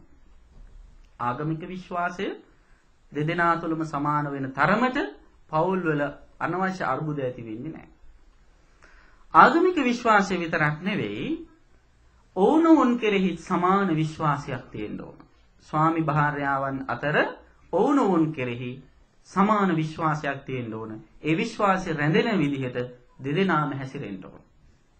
ඒ විශ්වාසයේ පළදුණා කියලා කියන්නේ කඩා වැටුණා කියලා කියන්නේ සැක සංකා ඇති වුණා කියන්නේ අනවශ්‍ය අර්බුද නිර්මාණය වුණා කියන එකයි. ඒ නිසා දෙදෙනා දෙදෙනාට වංචා කරන්න හොඳ නැහැ. රවට්ටන්න හොඳ නැහැ. දෙදෙනාම දෙදෙනාට අවංක වෙන්න ඕන. දැන් උදාහරණයකට කියනවා නම් දැන් ඔන්න අපි හිතමු මහත්තයා වැඩට යනවා. නෝන ගෙදර ඉන්නවා. ඉතින් මහත්තයා වැඩට යන වෙලාවේදී ලංකාවේ විදිහට මම මේ ඉතල කියන්නේ මම දන්නේ මෙහි. වැඩට යන වෙලාවේදී මගදී ඉස්කෝලේ යන කාලේ යෙහෙලියක් හම්බ වෙනවා. ඉතින් එයා දැක්කහම ටිකක් නවත්තලා කතා කර කර ඉන්නවා. ඔන්න ඕක දකිනවා අල්ලපු ගෙදර මිනිස්සයා. ඒ මිනිස්සයා මොකද කරන්නේ? ටෙලිෆෝන් බිලත් නිකන්නේ. ඔන්න කතා කරලා කියනවා අන්න නෝනා මහත්තයා මගේ ටවුන් එකේ කවුරු ගෑණියෙක් එක්ක තනියෙන් කතා කර කර හිටියේ කියලා. නෝනා තමන්ගේ මහත්මයා පිළිබඳව පූර්ණ විශ්වාසයෙන් ඉන්නවනම් එයා කියනවා බොහොම ස්තුතියි පණිවිඩය දුන්නට ආපහු මේ වගේ දේවල් කියන්න ඕනේ නැහැ. මම මහත්තයා ගැන දන්නවා හොඳට කියලා ටෙලිෆෝන් එක කට් කරනවා. එයා සැක හිතන්නේ නැහැ. මහත්ය මොකද කරන්නේ? ඕක හැම දෙයක්ම මේ වෙන දේවල් ගැහණු අයට කියන්න ඕන කියලා එහෙම අමතක කරලා දාන්නේ නැතුව මොකද කරන්න ඕන? ගෙදර ඇවිල්ලා කියන්න ඕන. මං අහවල් දවසේ වැඩට යනකොට අහවලා මුණ ගැහුණා. මං මෙන්න මෙතන මෙහෙම කතා කර කර හිටියේ කියලා. ප්‍රශ්නේ එතනින් ඉවරයි. නැත්නම් ඔයක කියන්නේ නැතුව හංගගෙන හිටියොත් අර කේලංකාරයත් නැවත කේලම කියනවා. ඊට පස්සේ අර මිනිස්යාගේ හිතේ ඔය සැකේ ලියලන්න ගන්නවා. මානසික ගති නිසා. ඊට පස්සේ අහනවා එක දවසක් හරි පරක්කු වෙලා ආවහම මොකද අද පරක්කු කියලා. වෙන දහන්නේ නැති නිසා මහත්යත් අහන මොකද අහන්නේ කියලා. ඔන්න රණ්ඩුව පටන් ගන්න. එහෙනම් යන්නේ නැති අයත් එක්ක කියලා. ඔන්න පටන් ගන්නවා අනවශ්‍ය අර්බුද ඇති වෙන්නේ එහෙමයි. බලන්න පුංචි හේතු නිසා මොනතරම් ජීවිත අර්බුද වලට පත් කර ගන්නවා. එහෙම නැතුව සාකච්ඡා කරලා සමගියෙන් සමාදානෙන් විශ්වාසය ගොඩනගා ගන්න පුළුවන් නම් ඒ ගෙදර දිව්‍ය ලෝකයක් කර ගන්න පුළුවන්කම තියෙන සමසද්ධා කියන්නේ ඒකයි. ඊළඟට සමසීලා කියන්නේ සමාන ශික්ෂණයක් තියෙනවා. කායික වාචික සංවරය තියෙනවා. කතා බස් කරනකොට ක්‍රියා කරනකොට ස්වාමි භාර්යාවරු අම්මල තාත්තලා ළමයි ඉන්න අය බොහොම පරිස්සම් වෙන්න ඕන. කටට එනේනේ හැමතිස්සෙම කියලා දාන්න හොඳ නැහැ. කියන්න කලින් හැම දෙයක්ම විමසලා බලන්න ඕන. කටෙන් වචනයක් පිට කරන්න කලින් බුදු පියාණන් වහන්සේ පුංචි රාහුල් හාමුදුරන්ට කියනවා. ඒ වචනේ දිහා විමසිල්ලෙන් බලන්න. කොහොමද බලන්නේ? අත්තව්‍යාබාධායපි සංවත්තති. මේ වචනේ මට කරදර පිණිස පවතීද පස්සේ. දැන් මේක කියලා ඉවර වෙලා මොන වගේ අරුබුදයක් ඇති වෙයි. පරව්‍යාබාධායපි සංවත්තති. මේක මට හොඳයි කියලා හිතුනට අනිත් අය මොන විදිහට තේරුම් ගනීද? එහෙම හිතලා බලන්න ඕන. ඊළඟ උභය ව්‍යාබාධායපි සංවත්තති. මට අනිත් අයට දෙගොල්ලටම මේක කරදරයක් වෙයිද? එහෙම හිතලා බලලා තමයි වචන පිට කරන්න ඕන, කතා කරන්න ඕන. නැත්නම් පින්වත්නි ඔය මිනිස්සුන්ගේ කටේ තියෙනවා කෙටේරියක්. යකඩෙන් හදපු එකක් නෙවෙයි වාග්මය කෙටේරියක්. පුරිසස්සහි ජාතස්ස කුඨාරී ජායති මුකේ. මේ ඉපදිච්ච මිනිස්සුන්ගේ කටේ තියෙනවා කෙටේරියක්. ඒ කෙටේරිය වචන නැමැති කෙටේරියයි. ඒ වචන නැමැති කෙටේරියෙන් කෙටුවොත් ආයි හදවතම පසාරු කරගෙන යනවා. හොඳ කරන්න නම් ලේසි වෙන්නේ නැහැ. ඒ නිසා බොහෝම පරිස්සමින් වචන කතා කරන්න ඕන, හැසිරෙන්න ඕන, සීලයේ සංයමය ඇති කරගන්න ඕන. ඒක තමයි සමසීලා. ඊළඟ සමචාගා දෙදෙනාම සමාන පරිත්‍යාගශීලීන් වෙන්න ඕන. සමහර ගෙවල් වල නෝනා පරිත්‍යාගශීලී, මහත්තයා ලෝභයි. එතකොට ඉතින් මහත්තයා බරිනවා මන්නේ හම්බ කරන්නේ ඔයාට මොකද අත දිගහැරලා දෙන්න පුළුවන් කියලා ඉවරලා ඔන්න අනවශ්‍ය රණ්ඩු වෙනවා. දන් දෙනකොට උනත් මේක අපි දෙමුද? මෙහෙම කමක් නැද්ද මේක දුන්නට කියලා දෙදෙනාම එකඟ වෙලා තමයි දානෙ දෙන්න ඕන. එතකොට අර්බුද අඩු වෙනවා. අනිත් එක තමයි දෙදෙනාම දෙදෙනාට පරිත්‍යාගශීලී වෙන්න ඕන. දැන් සමහර මහතුරු ලෙඩ වුණාම නෝනා එළි වෙනකන් නිදි වරාගෙන ලන්දන් ඉඳගෙන බෙහෙත් ටික පොවාගෙන අප උපස්ථාන කරනවා. සමහර මහතුරු ලෙඩ වුණාම නෝනල එහෙම කරාට නෝනල ලෙඩ වුණාම සමහර මහතුරු බලන්නේවත් නැහැ. ළමයින්ට කියනවා අන්න අම්මා ලෙඩ වෙලාද කොහොමද බලන්න පොඩ්ඩක් මට නම් ඕර වෙලාවක් නැහැ ආදී වශයෙන් මගේ හැදලා යනවා. එහෙම කරන්න හොඳ නැහැ. වෙලාව තියෙනවනේ ඒ හොයලා බලන්න. වෙලාව නැත්තම් වෙලාව හදාගෙන හරි හොයන්න ඕන. ගෙදර දොරේ වැඩ කටයුතු නම් බෙදා හදාගෙන කරන්න ඕන. ඒක තමයි සමචාගා කියන්නේ. ඊළඟට සමපඤ්ඤා. සමපඤ්ඤා කියලා කියන්නේ දෙදෙනාම ප්‍රඥාවන්තය වෙන්න ඕන. ඒ කියන්නේ දෙදෙනාම උපාධිධාරීන් වෙන්න කියන කතාව නෙවෙයි. ප්‍රශ්නයක් දිහා බලනකොට දෙදෙනාටම එකඟ වෙන්න පුළුවන් තීරණ ගන්න ඕන. සමහර අය සිටිනවා තමන්ගේ ලොකුකම පෙන්වන්න යනවා. මමයි ගෙදර ප්‍රධානියා. මං කියන තාලෙට ඉන්න ඕන. මං කියන තාලෙට ඉන්න බැන්න යන්න පුළුවන්. ඒ විදිහට රණ්ඩු වෙන්න යනවා. එහෙම නෙවෙයි. අපිට වැඩිය හොඳ අදහස් තියෙන අපිට වැඩිය අලුත් විදියට හිතන අය සමාජෙ සිටිනවා. එහෙම අදහසක් නම්‍යශීලීව පිළිගන්නට අපි සූදානම් වෙන්න ඕන. සාකච්ඡා කරලා ප්‍රශ්නවලට උත්තර හොයාගන්න ඕන. නැත්තම් මොකද වෙන්නේ?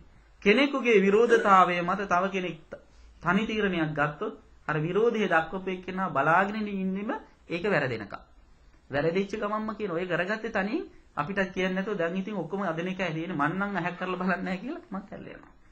දෙන්නම එකඟ වෙලා තීරණයක් ගත්තාම මේ තීරණේ වැරදුනත් දෙන්නටම බැනගන්න බැරි හින්දා සද්ද නැතුව හරිනවා. ප්‍රශ්න අඩු කරගන්න පුළුවන්කම තියෙන හිමයි. මෙන්න මේ කියන කාරණාවන්ගෙන් සමන්වාගත වුණාම තමයි සමන්විත වුණාම තමයි ඒ ඇතු සමාදානෙන් සහජීවන වෙමින් ජීවත් වෙන්නේ. අන්න එහෙම ජීවත් වෙන අයට බුදුහාමුදුරු දේශනා කළේ දේවතාවෙක් දේවතාවියක් එක්ක ජීවත් වෙන නිවසක් කියලා. දේවෝ දේවියා සද්ධින් සංවසති. මේ පෞල් ජීවිත ගත කරන අය බුදුහාමුදුරුවෝ වර්ග 4ක් දක්වනවා. මොකද්ද? සමහරව ඉන්නවා චවෝ චවාය සද්ධින් සංවසති. චව කියලා කියන්නේ මලමිණි. මලමිනියක් එක්ක ජීවත් වෙනවා වගේ ගෙවල් තියෙනවා. දැන් මලමිණි තියෙන්නේ කොහෙද? අමුසොහොනේ. අමුසොහොනේ පරිසරය කුමක්ද? නිතරම දුක වේදනාව කඳුල සුසුම ඒ මල සොහන පුරාම සිසාරා පැතිරලා යනවා. හැමෝම ඉන්නේ කනගාටුදායක දුක්මුසු ස්වභාවයෙන්. සමහර ගෙවල් තියෙනවා මල සොහොන් වගේ. මලමිණී තියෙන සොහොන් වගේ. ඒ ගෙදර ඉන්න අම්මයි තාත්තයි දෙන්නම සදාචාරයෙන් පිරිහිච්ච අය. ගුණවත්කම් නැති අය. ඒ ඇත්තන් පිරිහිච්ච ජීවත් වුණාට ගුණධර්ම වලින් මැරිච්ච නිසා බුදුහාමුදුරුවෝ මලමිණී හැටියට හැඳින්වනවා. මල සොහොන් වලට කවුරුවත් ප්‍රියජනකව යන්නේ නැහැ. නොගිහින්ම බැරි හින්දා තමයි කනත්තට යන්නේ හැමෝම නේද? නැත්නම් කැමැත්තෙන් යන්නේ නැහැ. දැන් මෙහෙනම් ඉතින් ලස්සනට හදලා තියෙන නිසා මේ සුන්දරත්වය බලන්න කැමැත්තට යන එක ඇත්තයි. නමුත් ඉස්සර සමාජයේ ඉන්දියානු සමාජය තුළ නිකම්ම මලමිණී මරුණට පස්සේ කිසි ගෞරවයක් නැහැ. කොහේ ගිහිලා ඔතල කුණු දානවා. ඉතින් ඕවා රෙදි කෑලි දිග අරගෙන කොහොම හරි සත්තු කනවා, විවිධාකාරී ගඳ පැතිරිලා යනවා, දුගඳ හමනවා, ඕජස් ගලනවා. ඒ බඳු තැනකට ප්‍රියශීලීව යන්නේ නැහැ කවුරුවත් මිනිස්සෙක්. එතකොට ඒ වගේ තැන් වලට ප්‍රියශීලීව යන්නේ පෙරේතයෝ වගේ අය තමයි. ඉතින් පින්වත්නි, ඒ බඳු ගෙවල් තියෙනවා අපේ සමාජයේ. මලමිණී එක්ක ජීවත් වෙනවා වගේ අමු සොහොන් වගේ ගෙවල් තියෙනවා. බලන්න සමහර ගෙවල් වලට ගියාම මහා මුස්පේන්තු පාටයි. කිසිම දියුණුවක්, ලකයක්, ආලෝකයක්, එළියක් නැහැ. තව සමහරෙක් ඉන්නවා චවෝ දේවියා සද්ධින් සංවසති. මලමිනියක් දේවතාවියක් එක්ක ජීවත් වෙනවා වගේ ගෙවල් තියෙනවා. ස්වාමි දියණිය බොහෝම ගුණ සම්පන්න, හරිම ශ්‍රද්ධා සම්පන්නයි, බොහොම ලස්සනට ජීවත් වෙන්න උත්සාහ කරනවා. ස්වාමි පුරුෂයා හැමතිස්සෙම ගුණ ධර්ම වලින් පිරිහිච්ච බොහොම නරකටම කටයුතු කරන තැන් තිබෙනවා. ඒ බඳු තැන් වල දුක, ශෝකයේ, සන්තාපය හැමතිස්සෙම රැඳෙනවා. තව ගෙවල් තියෙනවා දේවෝ චවාය සද්ධින් සංවසති. දේවතාවෙක් මලමිනියක් එක්ක ජීවත් වෙනවා වගේ. මහත්ය දෙවියෙක් වගේ, නෝනා මලමිනියක් වගේ බොහොම ගුණ දහම් වලින් පිරිහිච්ච අය සිටිනවා. බුදුරජාණන් වහන්සේ අගය කළේ දේවෝ දේවියා සද්ධින් සංවසති. දේවතාවෙක් දේවතාවියක් එක්ක ජීවත් වෙනවා වගේ. බොහෝම ගුණ සම්පන්නව දෙදෙනාම බොහොම ගුණගරුකව ජීවත් වෙනවා. සදාචාරාත්මකව ඔවුනොවුන් කෙරෙහි දුකෙහිදී සැපෙහිදී පිහිට වෙමින් කරුණාවෙන් මෛත්‍රියෙන් කටයුතු කරනවා. එතන හැමතිස්සෙම සිනහව පිරිච්ච තැන. එතන හැමතිස්සෙම ආලෝකය තියෙන තැන. එතන හැමතිස්සෙම සතුට තියෙන තැන. එතන හැමතිස්සෙම සැපය තියෙන තැන. එතන තමයි දිව්‍ය ලෝකය කියලා කියන්නේ. මැරිලා දිව්‍ය ලෝකෙ ඉපදෙන්න කලින්, මැරෙන්නට කලින් දිව්‍ය ලෝකයේ ගත කරන්න පුළුවන් වුණොත් විතරයි මැරිලා දිව්‍ය ලෝකයේ කියන සිහිනිය සැබෑ වෙන්නේ. ඒක තේරුම් ගන්න ඕන. මේ ලෝකේ අපි දිව්‍ය ලෝකයක් බවට පත් කරගත්තොත්, අපේ නිවස දිව්‍ය ලෝකයක් බවට පත් කරගත්තොත් තමයි අපිට ඔන්න බයක් සැකක් නැතුව ජීවත් වෙන්න පුළුවන්කම ලැබෙන්නේ. ඒ අපි ධර්මානුකූලව ජීවත් වෙන නිසායි. නැත්තම් මේ තමන් දුරාචාරයේ යෙදিলা මොන තරම් නරක දේවල් කරලා අන්තිමේදී හොඳ දේවල් බලාපොරොත්තු වෙනවා, දිව්‍ය ලෝකයක් බලාපොරොත්තු වෙනවා. ඒක සිහිනයක් පමණයි. කිසිම ආරක්ෂාවකුත් එයාට ලැබෙන්නේ නැහැ.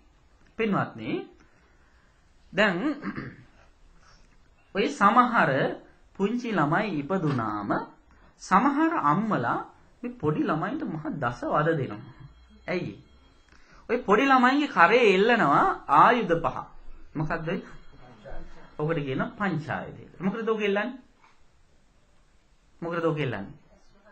ඔව්, අස්වාහකට වලට ආරක්ෂාවලට නේද? ආරක්ෂාවට කියලා.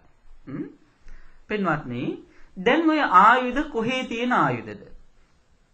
කොහෙද තියෙන්නේ? කුස්සියේ තියෙනවද? නෑ, ඕව නෑ. ඕකේ තියෙන මොකක්ද? ත්‍රිශූලය තියෙනවා, ගදායුධය තියෙනවා. ඒවා මේ Hindu ආගමික සංකල්පවල එන නිර්මාණවාදී දෙවියන්ගේ ආයුධ. බලන්න, බෞද්ධ පන්සල් වලට ගිහිල්ලා, බෞද්ධ පන්සල් වලට කියන්නේ Hindu ආගමයි බුද්ධ ආගමයි මිශ්‍ර වෙච්ච පන්සල් වලට නෙවෙයි, නියම බුදුරජාණන් වහන්සේ වැඩ සිටින පන්සල් වලට ගිහිල්ලා බලන්න. පිටිපස්සෙන් ඇඳලා තියෙන චිත්‍ර අඹල තියෙන්නේ ලස්සනට එක්ක බුදුහාමුදුරන්ට වැඳගෙන ඉන්න දෙවියෝ. එක්ක මල් දරාගෙන ඉන්න දෙවියෝ. එහෙම නැත්නම් බුදුරජාණන් වහන්සේට පවන් සලන දෙවියෝ. එහෙම නැත්නම් මේ ආයුධ අරගෙන ආයුධ සන්නද්ධාය නෙවෙයි. හරිද? ඔය Hindu ආගමේ ඉන දේව සංකල්ප වල ආයුධ තමයි පංච ආයුධ තියෙන්නේ. කියන්න බලන්න. දෙවියෝ උනත් ආයුධ පාවිච්චි කරන්නේ ඇයි? දෙවියෝ උනත් ආයුධ පාවිච්චි කරන්නේ ඇයි? බයටනේ නේද? දෙවියන්ටත් බයයි. ඒ නිසා නෝ දැන් අපි උනත් කිතුල් පොල්ලක් එහෙම දොර මුල්ලේ තියාගෙන ඉන්නේ. කවුරු හරි ආවොත් දෙන්නම් කියෝනේ කරදර කරන්නේ නේද? අපිට බයයි කවුරු හරි කරදර කරන්න එයි කියලා ඒ බයෙන් මිදෙන්න තමයි අපි ආයුධ පාවිච්චි කරන්නේ. දෙවියොත් ඒකයි. ඒතකොට එහෙම බයෙන් ඉන්න දෙවියන්ගේ ආයුධ ඉල්ලගෙන අපේ කරේ ඉල්ල ගත්තම අර දෙවියන්ට තවත් බයයි. නිරායුධයි නේද? පින්වත්නි එහෙම බය නැති කරගන්න පුළුවන් කමක් නැහැ. නේද? අනිත් එක ඔය පංචායුධේ මොනවද? ඔය ඕක හදන්නේ රත්තරන් වලින්. රත්තරන් වලින් ඕක හදලා තියෙනවායි කියලා දැනගත්තාම ආරක්ෂාව කෙසේ වෙතත් ලංකාවේ වෙන අපරාධ දිහා බලනකොට ඕකත් කඩාගෙන යයි. බය නැති කරගන්න නම් අඩු ගානේ පුංචි ළමයින්ගේ කරේ ග්‍රෙනේඩ් එකක් අතෙල්ලන්න. නේද? පුපුරවගෙන මැරෙයි කියන බයට හරි ලං වෙයිදී. මේවා මේ පසු කාලීන ඇති වෙච්ච දේවල්. බුදුරජාණන් වහන්සේගේ කාලෙදී ඊටත් කලින් බුදුරජාණන් වහන්සේගේ කාලෙදී උන් ශක්‍ර දේවේන්ද්‍රයා දෙවියන්ට කතා කරලා කියනවා. සුරාසුර යුද්ධයක් හටගත්ත වෙලාවේදී ඔය ඇත්තන්ට දෙවියන්ට යම්කිසි බයක් ඇති වුණොත් ඒ වෙලාවේදීම මාව සිහියට ගන්න කියලා. භයං වා චම්බිතත්තං වා ලෝමහංසෝවා මමීව තස්මින් සමයේ ධජග්ගං උල්ලෝකේයාත. ධජග්ග කියන සූත්‍රයේදී පිරිත් පොතේ තියෙන දේශනා කළ එහෙමයි. යුද කරන්න යන වෙලාවේදී භයං වා බයක් හටගත්තොත් චම්බිතත්තං වා තැතිගැනීමක් ඇති වෙනවා. ලෝමහංසෝවා ලෝමහංසෝ කියන්නේ මේ ලොමු දැහැගැන්වීමක් ඇති වෙනවා. මොකද ලොමු දැහැගැන්වීම කියන්නේ? අර කියන්නේ කියනකට කියන්නේ මයිල් කෙලින් යනවා කියන බය වුණාම එහෙම එකක් ආවොත් බුදුහාමුදුරුවෝ මේ ශක්‍රය කියනවා මමේව තස්මින් සමේ ධජග්ගං උල්ලෝකේ යාත. ඒ වෙලාවෙදිම යුද පෙරමුණේ අරගෙන යන මගේ කොඩිය දිහා බලන්න. ධජාග්‍රය දිහා බලන්න කියලා. ඒ කියන්නේ නායකයා යුද පෙරමුණේ ඉන්නවා කියලා දැනගත්තාම ගෝලයන්ට පස්සෙන් එන අයට බය නැති වෙනවා. නායකයෝ යුද්ධය අතහැරලා ගියාම අනිත් අය අතහැරලා යන එක ස්වභාවයක්. අර බය නැති කරන්න මොරාල් එක ඇති කරන්න තමයි එහෙම කියන්නේ. ඊට පස්සේ දාව කියනවා ප්‍රජාපති කියන දෙවියගේ කොඩිය දිහා බලන්න. එහෙමත් නැත්නම් වරුණ කියන දෙවියගේ කොඩිය දිහා බලන්න. එහෙම නැත්නම් ඊසාන කියන දෙවියගේ කොඩිය දිහා බලන්න කියලා දෙවියන්ගේ නායකයන්ගේ නම් ටිකක් කියනවා. ඔයක කිව්වහම බය නැති වෙනවා කියලා ඒ ඇත්තන් අතර විශ්වාසයක් තිබුණා. බුදුරජාණන් වහන්සේ මේ සිද්ධිය අරගෙන හාමුදුරුවරුන්ට කියනවා එහෙම දෙවි ශක්‍රය ඒ විදිහට කිව්වට ඒ බය නැති වෙන්නේ නැහැ. ඇයි? ශක්‍රයත් ඉන්නේ බයෙන්. ශක්‍රය ඉන්නේ බයෙන්, එහෙම බයෙන් තැතිගැනීමෙන් ඉන්න ශක්‍රයගේ කොඩියක් දිහා බැලුවා කියලා කොහොමද බය නැති වෙන්නේ? ඒක වෙන දෙයක් නෙවෙයි. බුදුහාමුදුරු මේ සිද්ධිය මුල් කරගෙන හාමුදුරුවරුන්ට කියනවා ඔය ඇත්තෝ අරඤ්‍යගතෝ වා රුක්ඛමූලගතෝ වා ශුඤ්ඤාගාරගතෝ. කැලෑවකට ගිහිල්ලා ගහක් මුලට වාඩි වෙලා ශූන්‍යාගාරයක ඉන්න වෙලාවේදී බයක් ඇතිගත්තොත් භයංවා චම්බිතත්තං වා තැතිගැනීමක් ආවොත් ලෝමහංසෝවා ලොමු දැහැගෙනවීමක් ආවොත් මමේව තස්මින් සමේ අනුස්සරෙය්‍යාත ඒ වෙලාවේදීම මගේ ගුණ සිහියට ගන්න කියලා කිව්වා. ඉතිපිසෝ ගාතාව කියන්නේ. ලංකාවේ සිංහල බෞද්ධයෝ බුද්ධාවවාදයේ අකුරටම පිළිපදිනව නම් කරන්නේ ඔන්න ඕක විතරයි. නේද? බය ඇති වෙච්ච ගමන් ඉතිපිසෝ ගාතාව අග ඉඳලා මුලට වරද්ද කියනවා. ඉතිපිසෝ අරහං භගවා සම්බා සම්බුද්ධෝ ඒ විදිහට කියන්නේ ඒකත් හරියට කියා ගන්න බෑ. නේ? හීනෙන් බය වුණාමත් ඔක්කොම කියන්නේ එතකොටයි. බයක් ඇති වෙච්ච වෙලාවේදී කොහොම හරි කියනවා. පින්වත්නි බුදු ගුණ මෙනෙහි කරන කෙනාගේ හිතේ ඇති වෙන්නේ ප්‍රසන්න සිතිවිලි. එතකොට ඒ ඇත්තාගේ හිතේ නිර්ලෝභී චේතනාදී ලෝභය නැති වෙනවා. ද්වේෂය නැති වෙනවා. මෝහය නැති වෙනවා. අලෝභ, අද්වේෂ, අමෝහ චේතනා ඇති වෙනකොට හිත පිරිසිදු වෙනවා.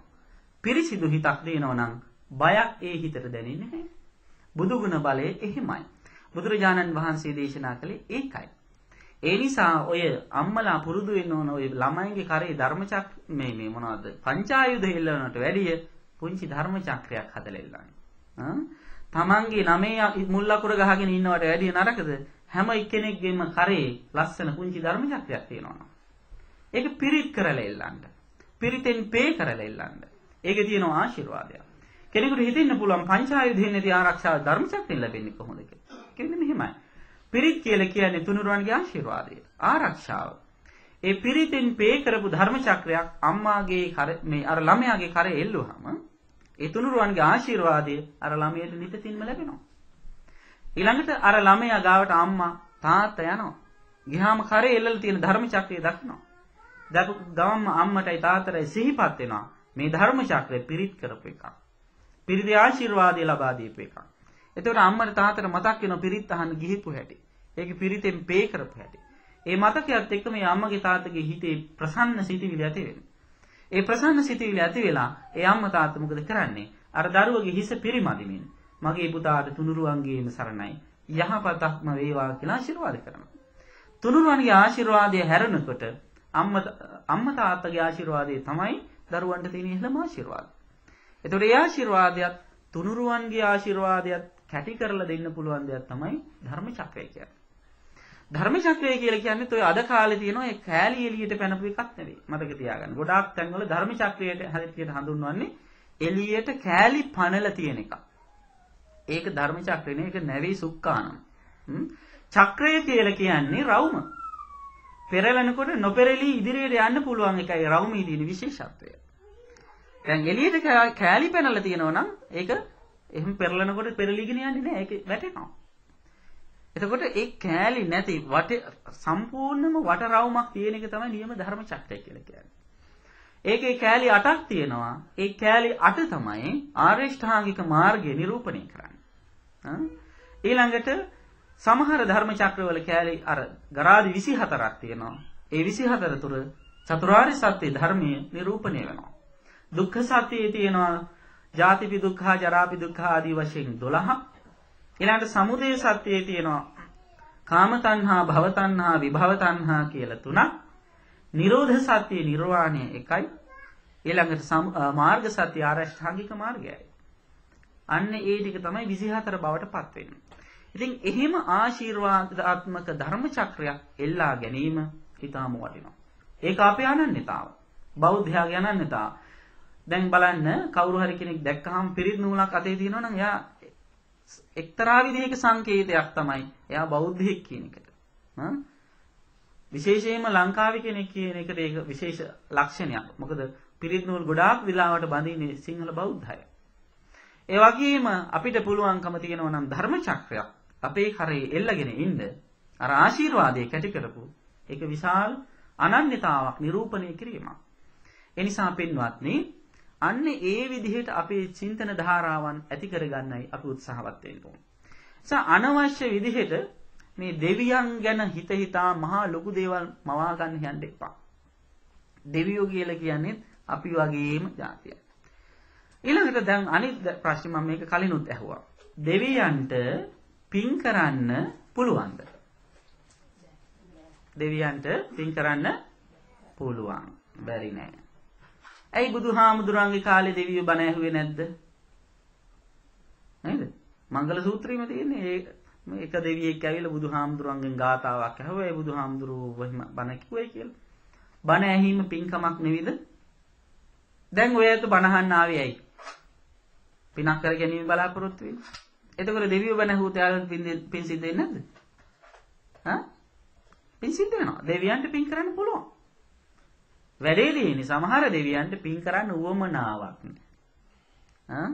අන්නේ දැන් මිනිසුත් එහෙමනේ. මිනිසුන්ටත් බණ අහන්න පුළුවන්. හැබැයි කීකින් කී දෙනා දෙන්නේ බොහොම අමාරුවෙන් ඉන්නේ සමහර වෙලාවට. නේද? අන්න ඒ වගේ දෙවියන්ට කරන ආරාධනාවක් තමයි පුණ්‍යානුමෝදනාව. හරියට අපේ නායක හාමුදුරුවෝ ටෙලිෆෝන් කරලා බණ අහන්න ඉන්න කියනවා වගේ ආරාධනාව. එතකොට දෙවියන්ට කරන ආරාධනා මොකද මේ පින් දෙනවා පින් අනුමෝදන් කරනවා කියලා කියන්නේ කුමක්ද? වෙන මොකක්වත් නෙවෙයි. අපි කියනවා දෙවියන්ට මෙන්න මෙහෙම බණක් තියෙනවා. මේ බණ අහලා පින් සිදු කරගන්න කියලා. එතකොට ඒ ආරාධනාව අනුවෙල බණ අහනවා. දැන් දේවතා ආරාධනාව කරනවා පිරිත් කියන. දැන් බණ කියනකොටත් මම දෙවියන්ට ආරාධනා කළේ සමන්තා චක්කවාලේසු කියලා. ඒත් බණ අහන්න කැමති. බුදුරජාණන් වහන්සේගේ කාලේ පවා ඒත් බණ ඇහුවා. පින් කරන්න පුළුවන්. උවමනාවක් නැති අයට පින සඳහා යොමු කිරීමක් තමයි පින් අනුමෝදන් කිරීමෙන් අපි සිද්ධ කරන්නේ. ඊළඟට පින්වත්නි දෙවියෝ වෙලා උපදින්නේ සිංහල බෞද්ධයෝම විතරද? කියන්න බලන්න. වෙනත් ආගමක දැන් ක්‍රිස්තියානි කෙනෙකුට දෙවියෝ වෙලා උපදින්න බැරිද? පුළුවන්. දෙවියෝ වෙලා උපදින්න පුළුවන්. දෙවියෝ වෙලා උපදින්නට හේතු වන ප්‍රධාන කාරණා හතරක් ධර්මයේහි සඳහන් වෙනවා. කාරණා කිහිපයක්. පළවෙනි එක තමයි ශ්‍රද්ධාව. ඊළඟට සීලය. ඊළඟට ශ්‍රුතය. ශ්‍රුත කියන්නේ ධර්ම ශ්‍රවණය. ඊළඟට ත්‍යාගය. ත්‍යාගශීලී ගුණය. ප්‍රඥාව. දැන් හිතන්න අනිත් අයට අනිත් ආගමිකයන්ට ශ්‍රද්ධාව නැහැ. ඒකට ශ්‍රද්ධාව දියුණු කර ගැනීමෙන් දේවත්වයට පත්වන්නට ඒ කට්ටියට බෑ. මොකද තුනුරුවන් කෙරෙහි විශ්වාසයක් ඒ බඳු අයට නැති නිසා. අන්‍ය ආගමිකයන්ට නැති නිසා. හැබැයි සමහර අන්‍ය ආගමිකයන්ට සීලය තියෙනවා. සමහර බෞද්ධයන් කියන අයට වැඩිය බෞද්ධ ගති තියෙන අන්‍ය ආගමිකයෝ තුළ. නේ? සීලය කායික වාචික සංවරය තියෙනවා. එතකොට ඒ ඇත්තෝ ඒ ගුණය දියුණු කරනවා. සීලය ප්‍රගුණ කිරීම තුළ හොඳ පැවැත්මක් ඇති කර ගැනීම තුළ ඒ ඇතන්ට දිව්‍ය ලෝකයට යන්න පුළුවන්. ඊළඟට සමහර අය බෞද්ධ නොවුනාට බණ අහනවා. නේද? බණ අහන වෙලාවේදී ඒ ඇත්තන්ගේ සිත්වල පහළ වෙන හොඳ සිතිවිලි. දැන් බලන්න බුදුරජාණන් වහන්සේගේ කාලේදී එක අවස්ථාවකදී බුදුහාමුදුරුවෝ ධර්ම දේශනා කර කර ඉන්නකොට ගෙම්බෙක් ඒ කටහඬට පැහැදිලා ඒ සද්දයට අවධානය යොමු කරගෙන හිටියා. ගෙම්බට බණ තේරෙනවද? බණ තේරෙන්නේ නැහැ. නමුත් මිහිරි හඬ නිසා ඒකට අවධානය යොමු කරගෙන හිටියා. ඔය අතරේ හරක් හොයාගෙන යන ගොපල්ලෙකුත් ආවා. ගොපල්ලටත් ඇහුණු බණ හඬ. එයාට බණ තේරෙනවා. එයාට මිහිරි හඬක් දැනුණු බණක් තේරෙන නිසා එයාත් ලං වෙලා බණ අහන්න සූදානම් වුණා. එයා මොකද කරේ? අර හරක්ට ගහන කෙවිතක් අරගෙන යනවා. මේ කෙවිත අරගෙන ගිහිල්ලා ඒක බිම තියලා ඒකට හේතු වෙලා තමයි බණ ඇහුවේ. බිම තියුවට ඒක වැදුනේ කෙලින්ම ගෙම්බගේ ඇඟ උඩට. ඇඟ උඩට නිකම්ම තියලා නෙවෙයි ඇඟ උඩට තියලා හේතු වුණාම ගෙම්බා පසාරු කරගෙන ගියා. ගෙම්බා එතනම මැරුණා. හැබැයි බුදුරජාණන් වහන්සේගේ හඬ කෙරෙහි ප්‍රසන්න වීමෙන් හිත පිරිසිදු වෙලා තිබ්බේ දිව්‍ය ලෝකෙ ඉපදුනේ. මණ්ඩූක කියන දිව්‍ය රාජ්‍යය වෙලා ඉපදුණා. ගෙම්බොන්ට දිව්‍ය ලෝකෙ යන්න පුළුවන් නම් මිනිසුන්ට යන්න බැරි මොකද? නේද? ඒ නිසා අවශ්‍ය කරන්නේ මේ අන්‍යාගමිකයන්ට දිව්‍ය ලෝකවල ඉපදෙන්න බෑ කියන කතාවක් නෑ. ශ්‍රද්ධාව නැතත් දාන චේතනා තියෙනවා නම්, ඒ වගේම සීලමය ශක්තිය තියෙනවා නම්, හොඳ කල්පනා කරන්න පුළුවන් ඥාන ශක්තිය තියෙනවා නම්, ඒ බඳු අයටත් දිව්‍ය ලෝකවල යන්න පුළුවන්. හැබැයි දිව්‍ය ලෝකවලට ගියාට පස්සේ ගොඩාක් අයට ඒ සැපය නිසා සියල්ල අමතක වෙලා යනවා. එහෙම වෙනවා සමහර වෙලාවට. දැන් පිටරට ලංකාවේ ඉඳලා මේ රටට ආවට පස්සේ සමහරුන්ට ලංකාව අමතකම වෙලා යනවා. ලංකාවේ මිනිස්සු ගැන හොයලා බලන්නේ නැහැ. ලංකාවක් තිබුණත් එකයි නැතත් එකයි කියලා හැඟීමක් සමහර අයට ඇති වෙනවා. අර දිව්‍ය ලෝකේ දෙවියන්ටත් එහෙමයි. ඉතින් මේ අපේ අය වගේම තමයි දෙවියොත්. ඉතින් කොහොම හරි ඒ බඳු අය සැපෙහිම ඇලී ගලී නිමග්න වෙලා ඉන්නවා පින් දහම් සිද්ධ කරන්නේ නැතුව. එහෙම කෙනෙක් ආපහු දිව්‍ය ලෝකයක ඉපදිනවා කියන එක බොහොම කලාතුරකින් සිද්ධ වෙන්නේ. ආපහු කොහේ යයිද කියලා කියන්න බෑ. එක දවසක් බුදුරජාණන් වහන්සේ ධර්ම දේශනා කර කර ඉන්නකොට රෑ පහන ළඟ තිබ්බ පහනක්. ඒ පහන එළියට මෙරු රාශියක් ඇවිල්ලා ආලෝකයට ඇවිල්ලා වැටිලා පිච්චිලා මැරෙනවා. බුදුරජාණන් වහන්සේ ඒ දිහා බලලා මදසිනහ පහල කළා. මදසිනහ බුදුහාමුදුරුවෝ අපි වගේ හැමතිස්සෙම hina එන්නේ නැහැ. බුදුහාමුදුරුවෝ hina එන්නේ අවශ්‍ය කාරණයකට විතරයි. ඉතින් ආනන්ද හාමුදුරුවෝ දැක්ක බුදුහාමුදුරුවෝ hina එනවා. එතකොට ඇයි බුදුහාමුදුරුවෝ hina වුනේ?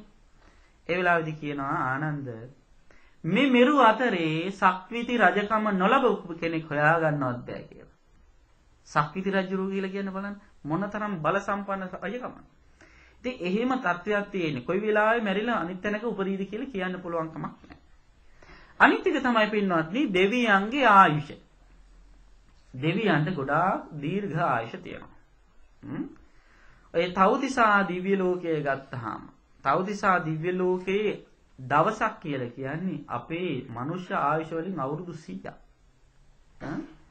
අර කතාවක් තියෙනවා ඔන්න ඒ දිව්‍ය ලෝකයේ දේවතාවිකුයි බොහොම සමගියෙන් බොහොම සහජීවණින් එකට හිටියලු. කොහොම හරි එක සැරේටම දේවතාවියගේ ආයුෂ පිරිහිලා කර්ම ශක්තිය අවසන් වෙලා එයා චුත වෙලා මනුෂ්‍ය ලෝකේ පොඩි ළමයෙක් කියලා ඉපදුනා. ඉපදිච්ච ගමන්ම මේ පුංචි ළමයට ජාති ස්මරණ ඥානෙ පහළ වුණා. මොකද ජාති ස්මරණ ඥානෙ කියන්නේ? කලින් ඉපදලා හිටියේ කොයි ආත්මයේද කියලා. දැන් ලංකාවේ පහුගිය දවස්වල කතා දෙකක් ඒ වගේ සිද්ධ වුණා. ඉතින් ජාති ස්මරණ ඥානෙ පහළ වෙනකොට එයාට මතක් වුණා ගිය ආත්මේ කලින් ආත්මයා දිව්‍ය ලෝකෙ ඉපදිලා හිටියේ කියලා.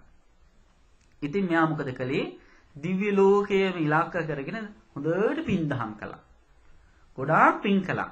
අවුරුදු 100ක් මෙයා ජීවත් වුණා. ජීවත් වෙලා අවුරුදු 100 ඉවරුනහම මැරිලා ගිහිල්ලා අර දිව්‍ය පුත්‍රයා ළඟම ඉපදුනා. එහෙම ඉපදිච්ච වෙලාවේ පහළ වෙච්ච ගමන්ම ඕපපාතිකව පහළ වෙච්ච ගමන්ම අර දිව්‍ය පුත්‍රයා අහනවලු කොහෙද සොඳුරිය ඔබ ඊයේ ගියේ කියලා. දැන් බලන්න එයාට එක දවසයි. ඒ වාගේ දිව්‍ය ආයුෂ බොහෝම දීර්ඝයි. ඉතින් දිව්‍ය ලෝකයක ඉපදුනත් අපිට නිශ්චිත වශයෙන් සහතිකයක් දෙන්න පුළුවන් කමක් නැහැ. අපි මරණින් පස්සේ ආපහු කොහේ යයිද කියලා. හොඳ තැනක උපදීද කියලා. ඒ සහතිකයක් යම් තාක් දුරට දෙන්න පුළුවන් තැන තමයි මනුෂ්‍ය ලෝකය. මේ මනුෂ්‍ය ලෝකයේ අපි පුළුවන් තරම් හොඳට අපිට පහසුකම් තියෙන නිසා අපිට මේ වටපිටාව ලැබිලා තියෙන නිසා ඒවෙන් උපරිම ප්‍රයෝජන ගැනීමයි කළ යුතු. අන්න ඒවෙන් ප්‍රයෝජන ගන්නකොට දෙවියෝ පවා අපිට වඳිනවා. අර කියන්නේ සිටියොත් හොඳට හැදී දෙවියොත් නමට වඳී කියලා. දෙවියන්ගෙන් පවා වැඳුම් ගන්න පුළුවන් වුණ දිව්‍ය ගති ඇතිව අපේ ජීවිත හැඩගස්වා ගැනීම තමයි අපි කරන්න ඕන. ඒ නිසා අද ගෙදර ගිහිල්ලා අද ඉඳලවත් දිව්‍ය ලෝකයක් ගෙදර හදා ගන්න උත්සාහ කරන්න. අද ඉඳලවත් දේවතාවියක් වෙන්න, අද ඉඳලවත් දේව පුත්‍රයෙක් වෙන්න, අද ඉඳලවත් දේව දරුවෝ වෙන්න. එහෙම වුණොත් ඒ ගෙදර අද ඉඳලවත් දිව්‍ය ලෝකයක් වෙයි. ඉතින් පින්වත්නි, එලෙසින් කටයුතු කිරීම සඳහා හැම දිනම අදිෂ්ඨාන කරගන්න, උත්සාහය ඇති කරගන්න, ශ්‍රද්ධාව දිනු කරගන්න, සීලවන්ත වන්න, ඒ වගේම නිතර දෙවේලි හොඳට ධර්මීන් ශ්‍රවණය කරන්න, ඒ වගේම හොඳට පරිත්‍යාගශීලීව කටයුතු කරන්න, ප්‍රඥාව දිනු කරගන්න උත්සාහ කරන්න. ඒ සඳහා මේ ශ්‍රවණය කළ ධර්ම ශක්තිය හැම දිනාටම උපනිශ්‍රය වේවා.